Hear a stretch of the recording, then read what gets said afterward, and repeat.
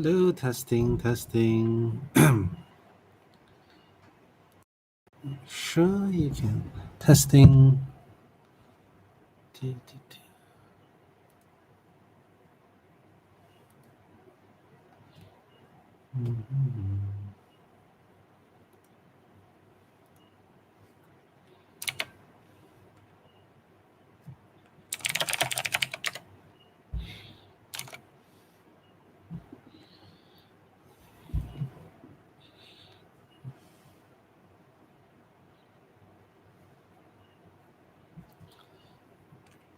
Hey, Pauline, can you hear me? Just making sure the voice is around.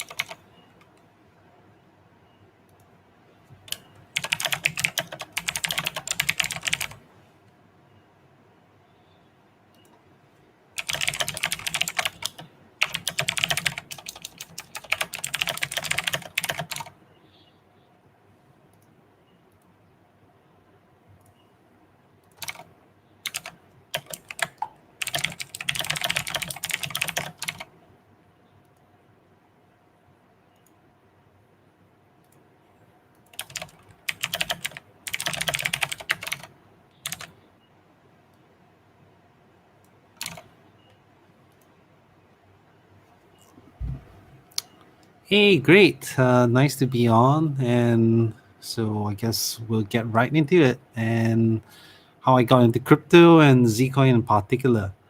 I was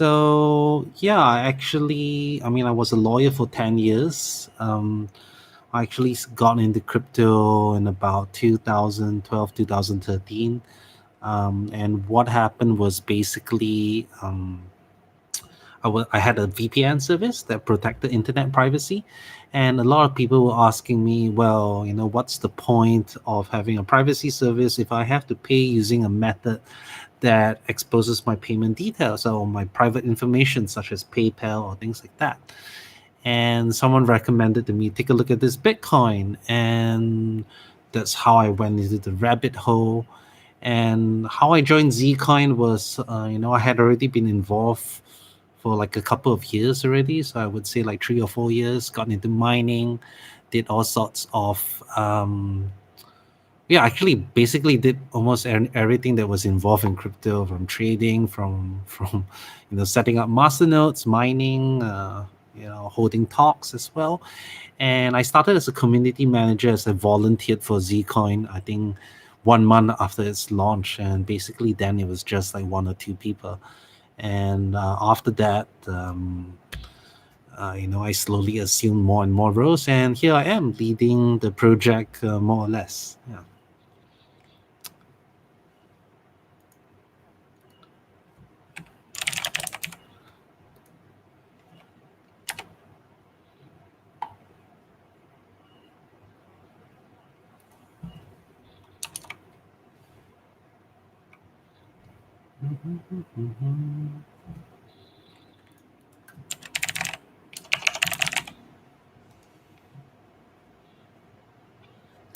The recent protocol change from zero coin to Sigma went pretty smoothly, I would say. It was kind of unfortunate that we had to rush the Sigma, which we had actually already been planning to do so. But it was more or less pretty smooth.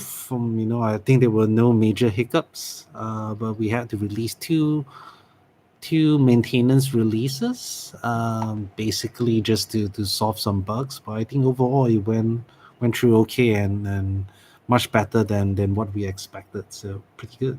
Yeah.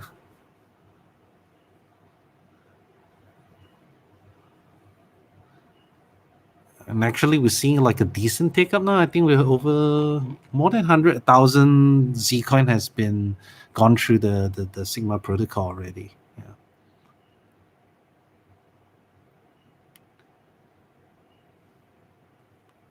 Okay, so Ahmad KCS, what's the strongest points of your project that helps to attract new investors on your network?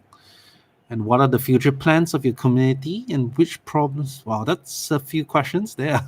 Uh, thanks, Ahmad, for your interest. So, Pauline, do I answer this one or should I uh, wait for yours first?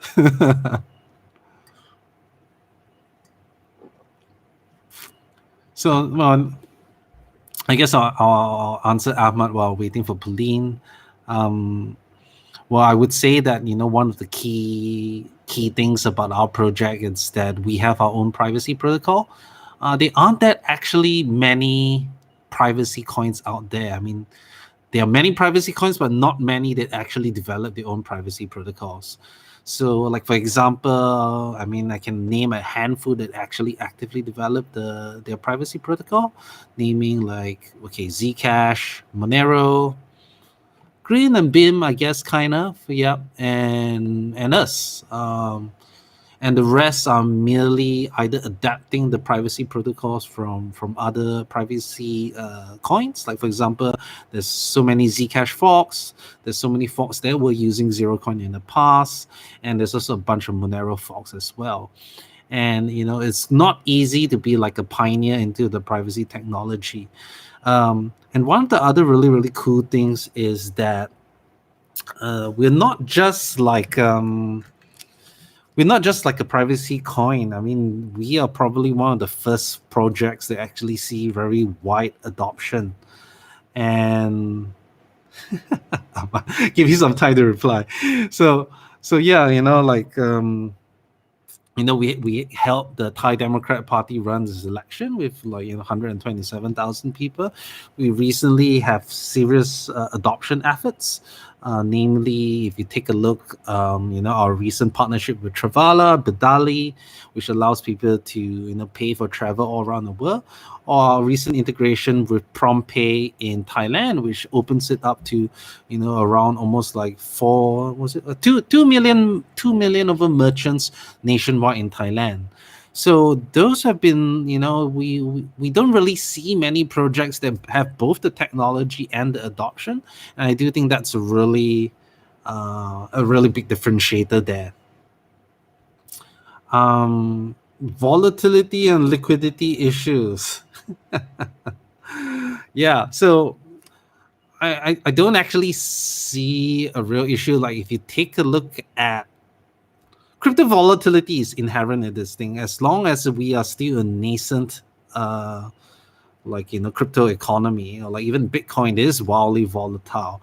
As long as there aren't that many people trading or buying or using it on a day-to-day basis, volatility will always be an issue here. Liquidity, we are listed on some of the largest exchanges in the world: Bittrex, Binance, Warby. Actually, if you take a look at our volume is quite decent. I think today we had like 70 Bitcoin volume on Binance alone. So of course we are still working on greater fiat on ramps and more exchanges as well. But I think the primary thing that needs to drive liquidity is basically demand and use cases for your product. Like Ethereum is a perfect example. People wanted it to create smart contracts, their own tokens, and that generated demand for Ethereum from just being merely a speculative product. So I think if you've taken a look at our adoption efforts, we're not just focusing on the technology but also focusing on making Zcoin usable in the day-to-day life. We've also developed smart tokens that allow people to build their own token with privacy features enabled, and we have some potential partners that are willing to build on that, and we hope that will also drive demand for Zcoin as well. Yeah. So Pauline has asked an obligatory traveler question. I really enjoy it. We have always been looking for a travel partner. Again, one of the things was that, like, we as a team ourselves travel a lot, and it's just so much easier when you can just directly convert Zcoin and get preferential rates at all these hotels. The process has been really seamless, and I could basically, some of our team has like booked really exotic locations as part of their work, like Iran. They managed to book hotels there using Travala, so I thought it was pretty cool. Yeah.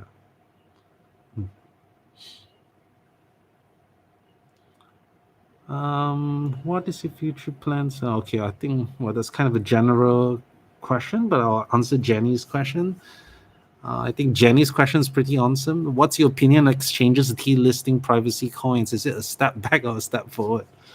I mean, you're asking a biased question from my part, right? Like, obviously, I think it's a step backward, and I think the worst thing was, well, first of all, I think there were two exchanges in Korea delisting privacy coins, which was OKX Korea and Upbit.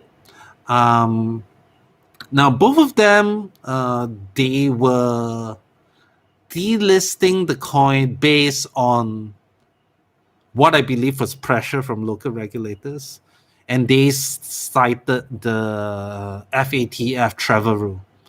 And the travel rule actually doesn't doesn't doesn't doesn't ban privacy coins at all. It's actually designed to deal with cash, which is anonymous as well. And the reason why you need the travel rule is because it's anonymous, right? Because all the travel rule specifies is that when institutions are dealing with each other, for example, financial institutions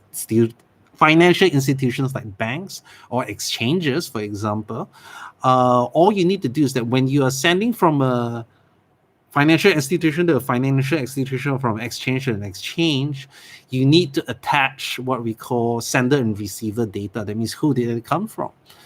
And there's nothing wrong. You can still do that with privacy coins. And remember, most of these exchanges all use KYC.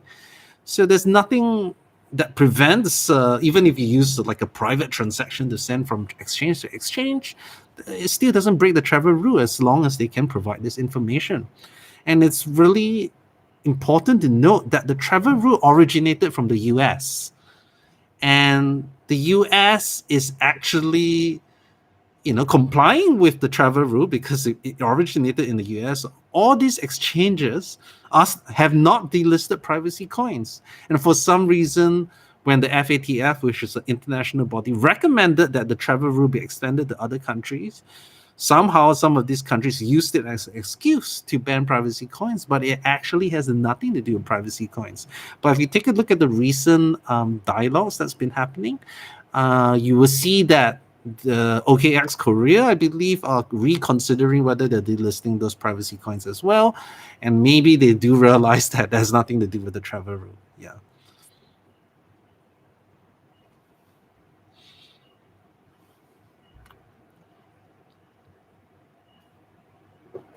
So what Ahmad is asking, what are plans shaping up for marketing and building a strong core community, which is important for any project in the crypto space? Oh, that's a pretty general question. We've been maintaining our communities. We've been building our, we've still been giving our regular updates. So we are still, doing these ask me anythings and everything. There's not been an issue with the community. I think in general, if you take a look at the entire crypto space, interest is at an all-time low. But during this period, yes, there are of course things that we can do, like organizing meetups. Our ambassador program is doing. We are also been presenting ourselves to very high-profile conferences. Like, for example, we have been invited to speak at CSE.io, Crypto Economic Security Conference, where we are presenting our Lelantus privacy protocol. And I would say that those are more important than the traditional marketing, which is like airdrops, exchange listings, and things like that. There are certain things that I would say that we have yet to improve, which is our messaging. Like, for example, our motto "Min Spend Repeat" isn't exactly the most easy to understand from the outset. And not many people right now actually understand the importance of privacy right yet. So we need to refine that message and make sure it gets across. Now it's lucky that with the era of like all this Facebook and Cambridge Analytica hacks, people are starting to be aware of the importance of privacy, and especially with the advent of like I would say centralized or like national cryptocurrencies. Like China is launching its own cryptocurrency, or if it's Facebook is launching its own cryptocurrency. None of these generally have privacy protections, and I do think that people will be more aware of this. Yeah. And do you think, okay, Jenny says, and do you think there should be any regulations that affect crypto? Um, so yeah, of course, I do think there should be some regulations. Like if you're raising money from the public, that definitely should be regulated, because you need to make sure there's accountability and accuracy as to what they're presenting. So I have no issues with regulation in that regard. I also do believe that exchanges do have to have some sort of regulation, at least the centralized exchanges where there is custody of customer funds. Meaning that means they are holding funds on behalf of customers. And the reason for that is that there have been so many like fly by night exchanges that launch and then close, and then the tokens never get recovered or whatnot, or they've been hacked. There's no accountability there. So I do think there's of course there's a fine line between over regulation and regulation, but it's not. I wouldn't say that whether regulation or not is a bad thing. It's whether it's the right regulation. Regulation that protects the public is fine. Regulation that doesn't do that, or like it's very unclear. Like for example, if you take a look at the recent IRS guidelines on taxation of cryptocurrencies, that has been really confusing and difficult to implement. Those are to be frowned upon, right? It has to be clear, and it cannot infringe on the rights of an individual. So I wouldn't say that whether regulation are bad, it's just whether the regulation is right.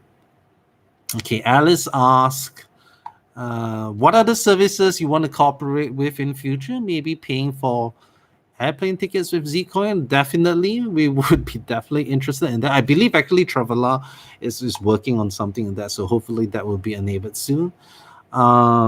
We do want to target like merchants on a large scale, not like going one by one, which is pretty hard. But obviously we are looking for like nationwide type of adoption, or like at least international level. So we're going to be starting with the low hanging fruit, like gift card solutions, or let's say crypto debit cards and those type of things. Obviously we'll be interested in that, but eventually hopefully there'll be more services like Travala and be part of the crypto ecosystem. So Lars has a really good question. You mentioned they are listed in major exchanges, but most of them are centralized. I would say all of them are centralized. Do you think that privacy coins market should start moving to DEX and P2P? Definitely, I would think I would prefer to do that. Actually, if you take a look, we are listed on an exchange called BISQ, BISQ. There's some liquidity there, and you can buy at quite competitive rates. I think around like 1% above market rate, and that's like totally no KYC. You just put in Bitcoin, and I do definitely recommend moving to DEXs or like P2P sort of models. And we are starting to see this in countries where cryptocurrencies are banned, like for example WazirX in India as well, and even Binance has started dabbling into DEXs and P2P as well. But whether it's a true DEX or not, I would say that would be arguable. But I don't think we should totally discount centralized exchanges. I mean, they have their role. They have fast response times and things like that. And this is the current ecosystem. Definitely, if there is a DEX that is worth being on, definitely we pursue it. As you can see, we will pursue a listing on BISQ. Uh, but if you take a look at the other so-called DEXs, like Crypto Bridge recently requires KYC and all this other stuff. It remains to be seen how decentralized all these DEXs really are, and I think that comes to take a look at that. Yeah. Hey, Voscoin, nice to see you, and glad to see you participating as well. So Pauline, more specific question: do you think that the more private a coin is, the better, regardless of its maintenance specifics?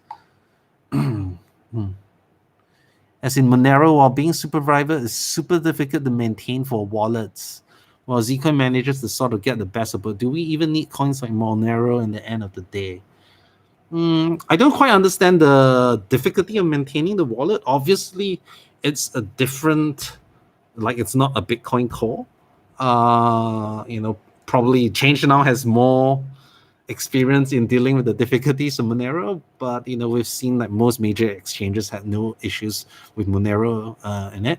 I have actually a great respect for what Monero is doing, and I do think they were probably like the first privacy coin that really, well, they didn't do it perfectly, but they really made a good effort in making a genuine privacy coin. And to have an infrastructure, I think they were like the first to actually implement cryptographic mixing. The rest before that was like CoinJoin and stuff, which did not involve much cryptography. So I definitely think that there is a role for coins like Monero, or even let's say Mimblewimble, which I assume is going to be even harder because it needs interaction. That means both sender and receiver has to be online, which is a lot worse. So I don't think that whether the wallet is easier to implement or not is, well, it is a factor for exchanges and other stuff. But if there's the demand, they would make the effort to do it. Like I think Monero has shown that despite the difficulties in implementing it, and it was a bit late to the game, being a top 10 currency made it that you had to list it. So I think that's more of a side concern. Yeah. Zcoin DEX, yeah, definitely. I did actually consider that, and we have seen other coins also try to do this, but you can develop all this and spend a lot of resources on it, but if you don't have the liquidity to actually make it happen, that's gonna be a problem. Of course, like Zcoin is atomic swap capable. So where there are marketplaces that are more supportive of all this atomic swap infrastructure, I believe there's several other efforts that I think it's best for the moment to let them deal with it, because like dealing with privacy technology is very different than developing a privacy DEX, and we don't want to overstretch our rather lean team.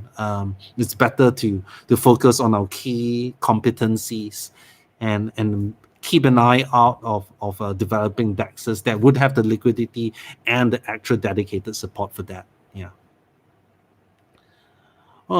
Gift cards are part of mass adoption, as mass adoption will be achieved when the majority of merchants start to accept crypto, in your opinion? I don't think, like gift cards are obviously kind of like a workaround. It's an easy workaround. Like it's quite easy to get gift cards, and the best thing is that you can generally get them at a discount, because if I can buy something using regular cash, why should I use my crypto unless most of my assets are in crypto, right? Most people nowadays would say like I want to have a benefit of using crypto, and that's why like services like Travala and gift cards where there's a discount over the fiat amount, it gives more incentive to adopt crypto. I don't think that's a binary thing that gift cards or direct crypto acceptance. They are all part of the ecosystem, and they're both, I would say, like equally as important. Gift cards are kind of like the in between, and offer some benefits as well. But definitely, direct crypto acceptance would be the preferred model. But I don't know whether like merchants are ready to start accepting crypto in its native form and holding it in its native form. When the volatility can be so like changing from day to day. Have you considered starting your own exchange system? I think for legal reasons and also resource reasons, we have considered it, but then it was quickly dismissed. for the fact that, look, we are not a huge team. It is not easy to build your own exchange system. um, we may have, like, some sort of marketplace, or where there's like some sort of atomic swap capability, but we really need to see the demand for that. I think right now we just want to focus on making our privacy system the best, and making it easy to use, and if no one has developed an exchange system, then maybe we'll consider it, but I think that would be pretty unlikely, because I think this is a global need for all coins at the moment. Yeah. What do you think about Mimblewimble, Paulina? As far as I know, it appeared not that long ago, and it seems to be all the rage right now. Green, for example, was super hard a couple of months ago. I I have I like Mimblewimble. I don't think it lives up to all its promises. But, like, for example, Grin I would say it's a rare kind of thing where it's a community based. There's no funding. Mimblewimble's design is quite simple and elegant, and I think that's what attracts a lot of people to it. But in terms of privacy, it actually has a long way to go. Like it's very dependent on the number of people doing transactions in a certain block. It's also doesn't hide the linkability of transactions, especially when you're at a node, and if there's not a lot of transactions, you can observe the individual transactions coming in, and you can still see A is transferring to B. So if you're observing on the network layer, it's still not perfect. I have great respect for what they do, but if you take a look, Mimblewimble coins are realizing that there are limits to their approach. They realize that it doesn't solve linkability, and I've been keeping track of like Beam and Grin. And Grin, if you talk to any of the developers, they're pretty honest. They're saying, yeah, Grin isn't ideal in its privacy. It's simple and elegant and provides some level of privacy, but it's still not there. And that's why, if you take a look at Grin, there's an ongoing proposal to see whether they can research new privacy protocols to improve Mimblewimble. So obviously they think it's not good enough. And Beam themselves actually have used Lelantus, which is our own privacy protocol, and adapted it for Mimblewimble use. So they also realized that that Mimblewimble's privacy may not be suitable for like higher level adversaries. So I have a lot of respect for what they do, and I really like that simple construction. But I think a lot of people overestimate its privacy. Like, they say, oh, there's no addresses. That's not entirely true. They are one-time use type of addresses. They're just called something else. Oh, it breaks linkability. No, it doesn't break linkability. Oh, there's no way to tell that A transfers to B. No, you can observe the network and see that happening as well. Even with Dandelion, when the number of transactions are low, it still doesn't solve all the issues completely. Yeah. I mean, of course, all privacy protocols are rivals. I don't think that there's an issue with competition. I welcome it.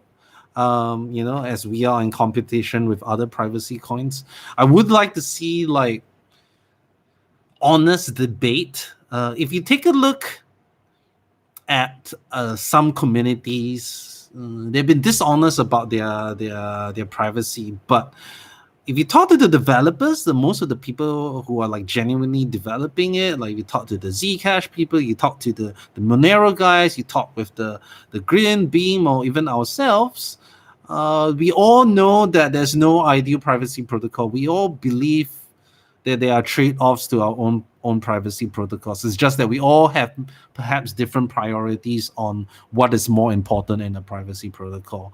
So yeah, I mean, I say yes, it's a rival, but it doesn't mean that we can't work together. Like Lelantus, we work together with Monero Labs to improve it further. There's nothing wrong with that. And Beam has used Lalanda's protocol. We've been back and forth in giving feedback. There's nothing wrong with that. So although we've been rivals, there are still common points to collaborate on, and I think there's room for several privacy coins. I think a lot of the questions are similar to the ones that you asked before. Yeah.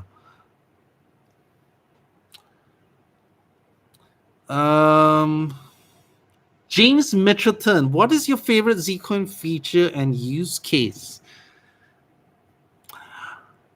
I really thought that the voting example was really good. But at the heart of it, I believe that the killer app for blockchain is still payments. I see it as a form of money that is uncensorable, unseizable, and not controlled by anybody. And I think that to me is the killer app. Everyone says, what's the killer app for blockchain? Payments is the killer app for blockchain that can really change the world. And while Bitcoin has already kind of obtained some kind of store of value type of properties, we are starting to see that I think we will see in the next few years how uncensorable and unseizable it actually is. Like if you take a look, Venezuela has started taking its government has started using Bitcoin reserves, and other people have been using, and this let's say drug lords starting using Bitcoin and all that.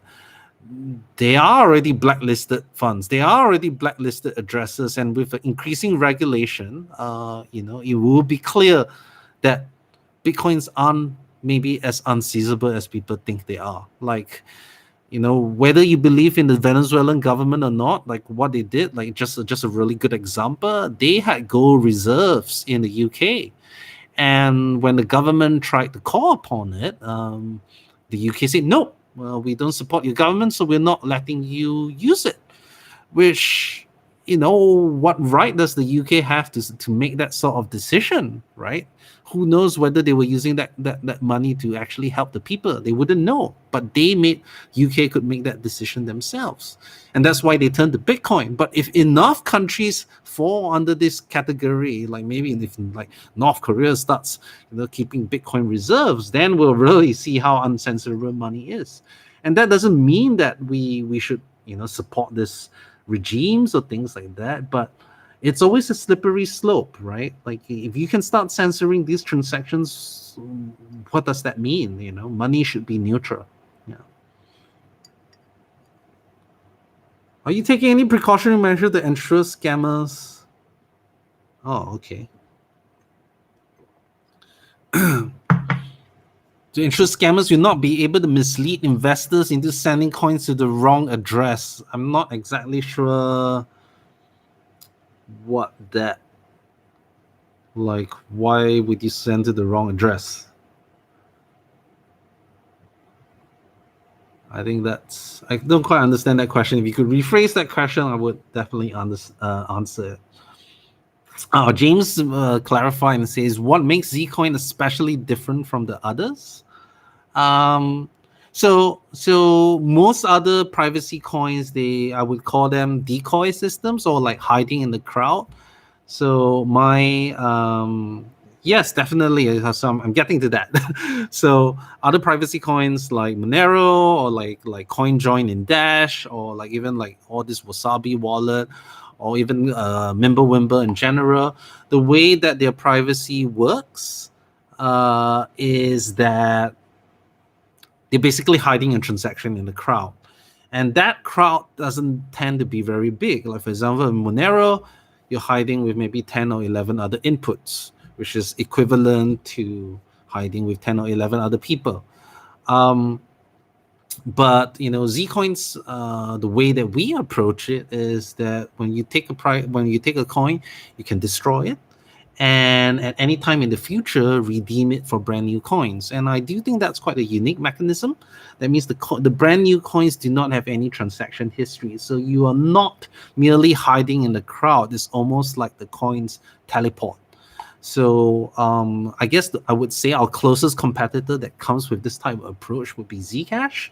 But our new privacy protocol Lelantus does have certain very significant advantages over ZK Snarks and all this type of things. First of all, it's much simpler than ZK Snarks, meaning much more people can understand it and implement it and make sure that everything's working. As we have seen, Zcash has also had its share of issues. Secondly, it doesn't use anything what we call a trusted setup. There's no we don't have to trust anyone to create certain initial parameters. And we also do not have to, we're not using any fancy cryptography. So like Zcash has often been criticized as being moon math. And, even the founder of Zcash doesn't completely understand ZK snarks, and there's a very small group of researchers, not just researchers, but a smaller group of researchers that fully understand it. And that kind of becomes like security through obscurity. While the lattice, in comparison, it's quite easy to understand and therefore less likely for shit to happen. So, I do think that the burn and redeem mechanism is unique. The fact that we use zero knowledge proofs without trusted setup and maintaining decent performance and like teleportation of funds, I think that's a unique aspect. And one of the things that is often overlooked is that I think we are one of the, maybe the only coin or maybe one other coin that has both dealt with the network layer and also the blockchain layer. Because, like, for example, Zcash, when you do a transaction, there's no network layer protection. They ask you to use Tor or something, some external service. Or let's say with Monero, they ask you to use Tor or I2P or something like that. But Zcoin, we use Dandelion that hides the way, it changes the way transactions are propagated, so you can't actually tell where the transaction originated from the IP address. So you don't even need to use Tor. If you can use Tor for added protection, but you're not reliant on it. So it's, I would say, quite a holistic approach that combines both blockchain privacy and the network layer privacy. So I think that's what distinguishes us from other privacy coins. Yeah. Transferring a question from YouTube chat so you don't. Okay, wait. Let me see. Oh, Ahmad, did he delete this question? Okay, wait a minute. Let me deal with Crypto 5432. Are there any plans for a rebrand, name change, logo? This question has come up a lot, and this is a really tough question. Like, every time people ask me, "Are you a Zcash?" for a part of me dies a bit inside. And definitely, there's definitely a name problem there. Even though we launched earlier. But at the same time, we are gaining traction right now. Like, we are gaining, people are starting to realize that Zcoin is different than Zcash, especially in the crypto circles. And we've been trying to find a name that resonates with everyone, and we can't find it. Well, the closest we have come was this name called Zypher, which I don't know. It comes off as not not really approachable. It sounds a bit like too hackery or matrixy. So we're still on the drawing board. I mean, I would say that if we get a really good name, I would definitely want to rebrand. But otherwise, yeah, unless something really good comes around, we've engaged experts on this. We've spent quite a bit of money on it, and yet we haven't found a name yet. So it's a real challenge. Yeah. So Pauline has asked, what do you think about the ongoing civil privacy risk in Hong Kong? Yeah, people are trying to take their privacy back. Like, I think people are now starting to realize that, I think that privacy is important, especially when you're dealing with a government that you think that may be oppressive towards you. And this, people always blame China, but it's not just limited to China. Like, US, when all these big companies, they have all their data, they're just better at hiding it, right? Or like UK, the UK is one of the biggest surveillance states, and they have laws that allow all sorts of surveillance, and people are just only talking about China, but without really looking into their own backyard. I really think that it's a global problem, and that people need to be aware of what they're sacrificing to all these large companies. I mean, that doesn't mean we cut ourselves, we don't use our phones and stuff like that, but at least we know what we're giving up when we're using them, and hopefully there are more privacy options that develop from that. Um, Transferring question from YouTube. M. Bartos, are you planning to list on any stock exchange in America? X Coinbase? You mean excluding Coinbase? I don't think it's a stock exchange unless you mean crypto exchange. I mean, we are on Bittrex. We are on the list for Big C. But I don't know. You take a look at the current climate. US is quite a tricky scenario at the moment. We definitely do want to list on more American exchanges, and there are some ongoing talks. But I definitely, well, first of all, if I am in talks, which I am, I can't reveal with who. But yeah, I guess that's all I would say on that.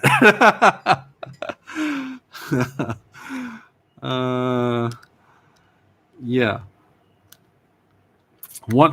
So any coin that claims to be knowing that they're going to be listed on some exchange is probably a coin that you should be staying away of. Usually when you enter into negotiations with exchanges, you do have to sign NDAs, and it's better to announce something that is actually set in stone rather than exploring. So yeah, that's all I'll say on that. What makes Zcoin faster than other blockchains? I don't think faster is what we aim at. There are many other blockchains that are faster than Zcoin, but that's not our priority. However, with the upcoming masternode upgrade, with instant send, we can have instant transactions, or at least a quite quick transaction finality in a couple of seconds.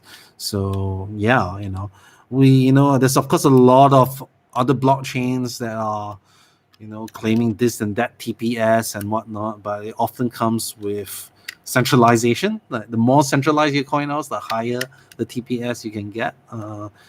And that's not really our focus. And we can take 4 times or 8 times the volume of Bitcoin right now. We aren't at that level of adoption yet. We rather be focusing on privacy, which is our sort of reason of living, right? Yeah.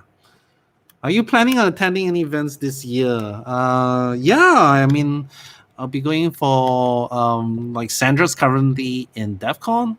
I think she's stuck there with a typhoon. So that's a bit unfortunate. But yeah, I'm planning to go to San Francisco, or more specifically Berkeley, at the end of this month. And I'll be there for San Francisco Blockchain Week and the Crypto Economic Security Conference. So that would be my probably major travel there. I don't have anything planned for November, December. I'm also going to KL, Kuala Lumpur next week for another conference as well. But I do think that probably DEF CON was the biggest remaining one for this year, if I'm not mistaken. But yeah, interoperability and Oracle is a hot topic. Any plans for Zcoin on this stuff? It's an interesting question. I'm not sure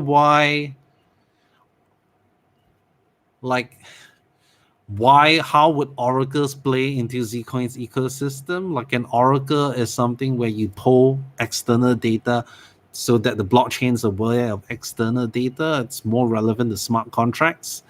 So I'm not sure why I would want to have an oracle unless I want full smart contract capabilities. It's probably not our focus, but I believe there are other companies, other blockchains that you can also integrate stuff like that. Interoperability, yeah, it's not an issue. I mean, we are Bitcoin based. One of the biggest issues is that most of the dexes, most of a lot of these things are like Ethereum based. Like for example, if you want to get on the dex or like Kyber and whatnot, we have to have some sort of like wrapped Zcoin, which means we have to take a bunch of our supply and wrap it in this layer and then lock it up in there, which isn't ideal because we wouldn't even get the privacy features there. So obviously, I mean, like atomic swaps would be the main sort of interoperability and things like that. But there are many companies developing such solutions.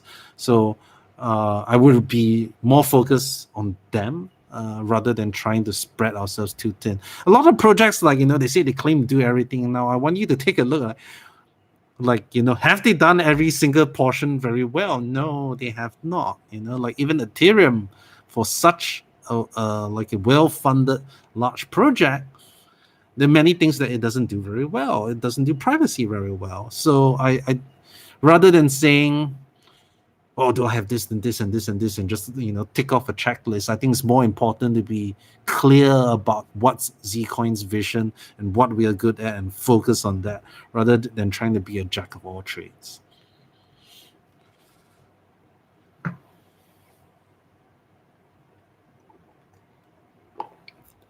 What are the topmost utilities of Zcoin token in Zcoin? What types of more utilities you plan to add? I think our approach is more like we build it and then we see what people come up with it. But the thing that would be really interesting for us, especially there are some companies that approach us, is, for example, if I have a stable coin with privacy features, it kind of works like cash, right? Like for example, Tether isn't private, right? None of the stable coins are private. If we can combine stable coins with privacy, it's almost like cash. So that would be a very interesting use case for our token system. I think voting is a really good idea. That's something that we want to make easier, that you can hold anonymous but verifiable voting on Zcoin's a blockchain. And that would be great because then you can prove that you voted, but not which way you voted. And I think that's potentially really powerful as well. Now, Lars has brought up a good question. I remember you have a decentralized team. Is it difficult to work that way? What software do you use to connect the whole team? Yeah, I mean, I would say yes, we do have a decentralized team. There are only, like, the only people who work in the office are the two Thais and our founder, Pormin. So Putta, Panu, and Pormin are all in one office. But everyone else is like here and there. I don't know if a single person's. Oh, okay, maybe some of the Armenians are in the same city, but everyone else is kind of distributed. It's There are challenges, and especially we need to be proactive about organizing meetings together, and finding a time that works with everyone. But it's lucky that the Thais they start quite late in the day, so it kind of corresponds with the European time. And I'm, well, basically almost on 24/7, as you can probably see. So what software do you use to connect the whole team? We use Slack a lot. I'm quite ashamed to say that, but we just have a lot of information on Slack that we haven't bothered to port to more, I would say, decentralized mechanisms. I think I know some have used Riot or Matrix, but we haven't gotten around to using that. We're quite comfortable with Slack, and that has to be our primary way that we communicate. For the non-developers, we use Telegram a lot. So yeah, not because it's private or anything, but it's just really easy to use. Yeah. Ahmad says, do you plan something like we can spend Zcoin tokens in grocery retail stores? I think if Zcoin is implemented and payments would be a significant adoption. Yeah, I mean, that's what we did with PromptPay in Thailand, where we plugged into a national QR code system that enables payments in almost 2 million merchants or so. So definitely that, I would say, would be a test case. We'll see if we can replicate it in other countries, but it can be challenging because it does need a bank account and you do need to work with a regulated exchange to do those conversions. But it's definitely something that I've been working on. But you will see that there are other solutions that have been developed like crypto debit cards or things like Flexa Spend, and we are of course seeking this type of integrations as well. So yeah, definitely, payments would be great as well. Actually, you mentioned that Zcoin is atomic swap ready. Do you think atomic swaps will gain traction anytime soon? I mean, the technology has been here for years, but I don't particularly know why that hasn't happened, because people are still comfortable in using services like ChangeNOW or centralized exchanges, that there hasn't been like a burning need for atomic swaps. I think with the rise of DEXs, if regulation kicks in, then maybe this type of technology would be more applicable. But for the moment, when they're more convenient use cases, most people don't give a shit about centralization as long as it works, right? I mean, that's the unfortunate reality of it. And yeah, I think one of our community members even developed like an interface for atomic swaps that was already working on Zcoin. You can like convert to Bitcoin or Litecoin with Zcoin. And yeah, there has been quite a muted response on that. So I don't know. I mean, I think it only come into play when DEXs or centralized exchanges are at serious risk. Yeah.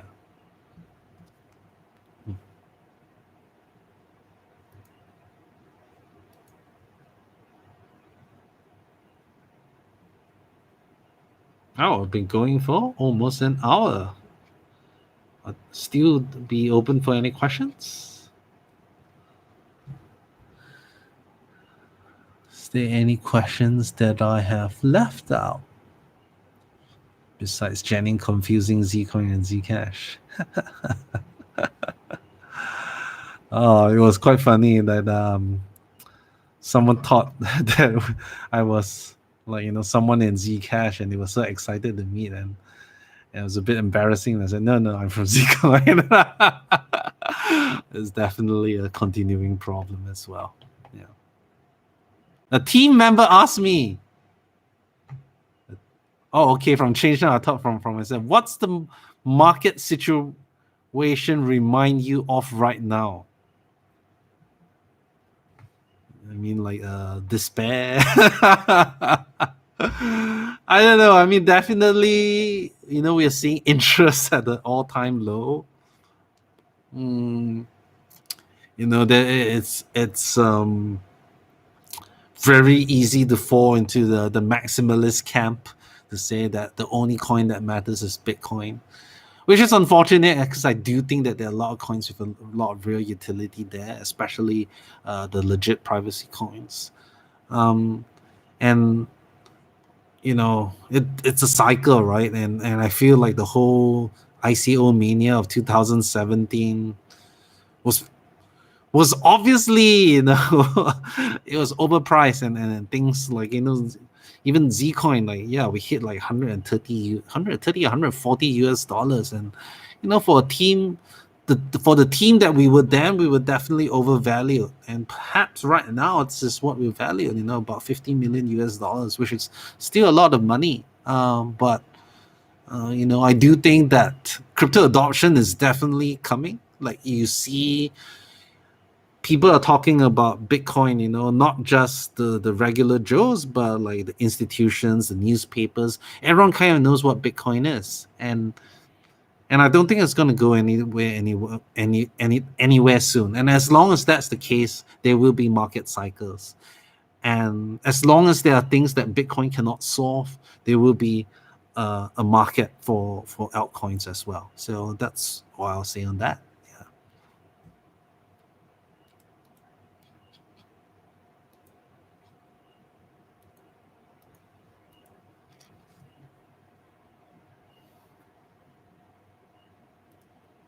Mhm.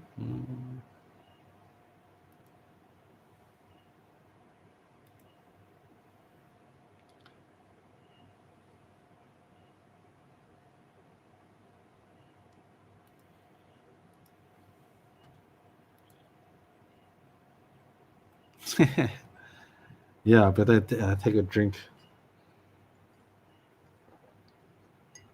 Any sneak peeks from the Zcoin team or updates incoming? Uh, yeah, we actually have some really exciting updates coming up. If you've been keeping on top of our updates, let me see if I can share. So within the next week or so, we should be releasing something called receiver address privacy. And let me see, where was that? And we are also almost done with our new GUI. We actually have a new release, a beta release out, but it's almost done. So I'll just paste it here. I know some of you have seen it. So these are, some of the pictures of the new wallet. And this is something that we've also been working on that is almost due.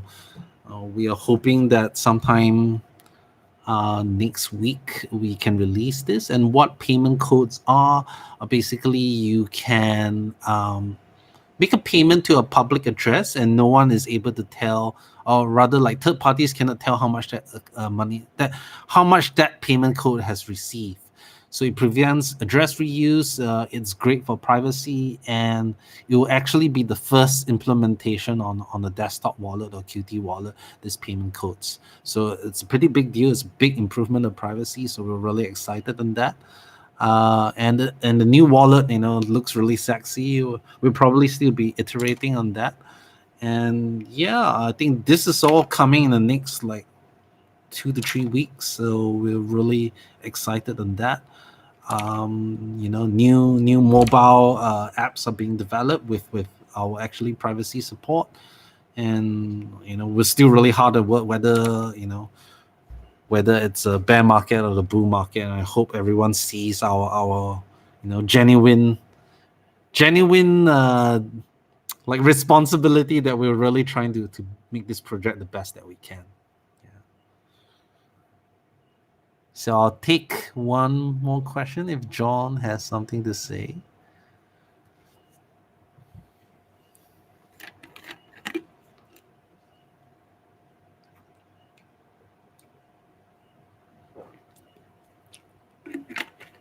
What do you think about that Bitfinex and Tether issue? That's an interesting one. I wouldn't say I'm qualified to know what exactly is going on. Like it's clear that maybe they don't have 100% reserves on that, and that's kind of scary. But the funny thing is that if they don't have 100% reserves, it makes it just like real money. It doesn't. Most of the money that you have in the bank isn't backed by real reserves, and and the fact that many people know this but say it doesn't matter anyway as long as USDT has liquidity and people believe that it has $1 value, therefore it has $1 value. And I think that's a really interesting phenomenon. I also do think that I haven't been following the legal case just yet, but that should be quite interesting as well. But yeah, I wouldn't say that I have any inside knowledge of what's happening. I've been more following the situation on privacy coins. Ahmad, you've been really on fire. Where are you from, Ahmad?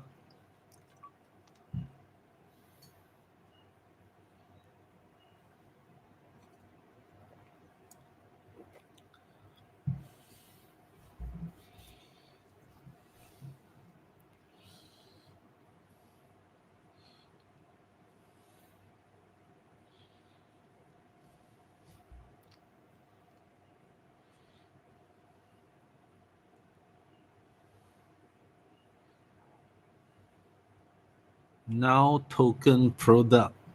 Is that now payments? Or now? I actually don't know what now token is. I should look it up. Polly, can you help me out here? I know about now payments and now nodes. But what's now token?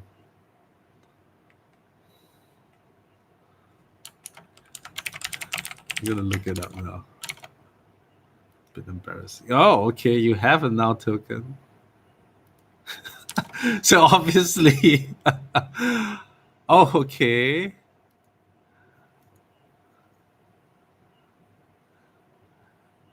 First token made by instant exchange platform.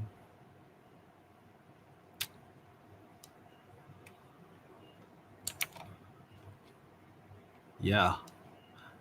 Yeah, of course I'm happy to be listed in now payments, and glad to know that Travala is using it. So I think that's not a problem at all. And I really like working with the ChangeNOW people. They're really down to earth. They're really approachable, and a lot of fun to work with. And I think they're real gems in the space. So we look forward to working together. So yeah, I think as Jenny said, we should wrap up. And thank you so much for everyone that participated, and especially Change Now that organized this. And make sure that if you want to use convert from Bitcoin to Zcoin or anything else, use Change Now. I do believe that they have very competitive rates and don't require KYC. So it's great.